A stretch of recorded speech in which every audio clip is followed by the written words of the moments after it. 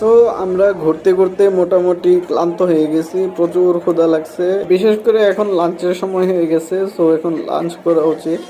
আমরা খুঁজে খুঁজে দেখতেছি যে আশেপাশে কোথায় ভালো একটা বসার স্থান আছে। মোটামুটি এখানে প্রত্যেকটাতেই ভালো ভালো খাবার পাওয়া যায়, কিন্তু কোথাও আসলে বসার জায়গা পাচ্ছিলাম না। লাঞ্চের সময় যেহেতু মোটামুটি প্রত্যেকটা স্টলে, প্রত্যেকটা ফুড স্টলে এখন অনেক ভিড়, আমরা জায়গায় পাচ্ছি না বসার জন্য। সো দেখি আসলে কোথায় বসতে পারি এবং কি খাওয়া যায়। আমরা আসলে পশ্চিম সাইডটাতে ঘুরে ব্যর্থ হয়ে ফিরে আসছি। ওদিকে বসার কোনো তেমন জায়গা ছিল না, যেহেতু লাঞ্চ টাইম, সবাই লাঞ্চ করতেছে।